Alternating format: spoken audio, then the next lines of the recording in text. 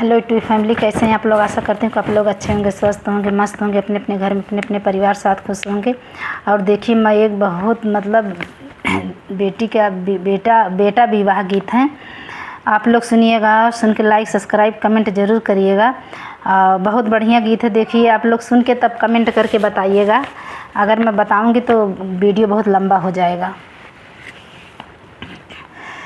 दूध भात खियाई हम सुगना के पाले, अरे दूध भात खियाई हम सुगना के पाले। अरे उह सुगना उड़ल आकाश रे ललनामा, अरे उह सुगना उड़ल आकाश रे ललनामा। अरे हम तोहसे पूछिला बेटा कवन बेटा, हम तोहसे पूछिला बेटा कवन बेटा, कहवा बीतय सारी रात रे ललनामा। अरे कहवा बीतय सारी रात रे ललनामा। अरे दीनमा बीताए अम्मा राजा जी के बगिया, अरे दीनमा बीताए अम्मा राजा जी के बगिया। अरे रतिया बीताए ससुराल रे ललनामा, अरे रतिया बीताए ससुराल रे ललनामा।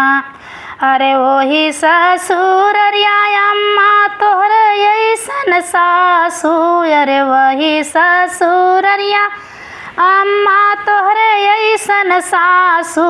अरे सासू करे बहुत दुलार रे ललनामा, अरे सासू की ही बहुत दुलार रे ललनामा। लक्ष्मी ऐसन बेटी से हम कैली बियाहवा, अरे लक्ष्मी ऐसन बेटी से कैली बियाहवा।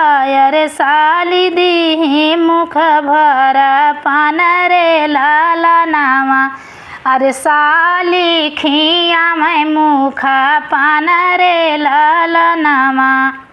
अरे सारा हज हमार अम्मा बड़ी नीर मोहिया, अरे सारा हज हमार अम्मा बड़ी नीर मोहिया। अरे मुख में अरे मुख भर अरे मुखवा पे बेनिया डोला मेरे ललनामा, अरे मुखवा पे बेनिया डोला मेरे ललनामा। नवही महीना बेटा मोरी कोखी ढोवली, अरे नवही महीना बेटा हम कोखी ढोवली। अरे कवनो ना किया मोर बखान रे ललनामा, अरे नवा महीना बेटा कोखिया में ढोवली। अरे दसाए में तोहरा जनम रे ललनामा, अरे दसाए में तोहरा जनम रे ललनामा। पाली पोसी बेटा हम कैली सायनामा, अरे पाली पोसी बेटा हम कैली सायनामा।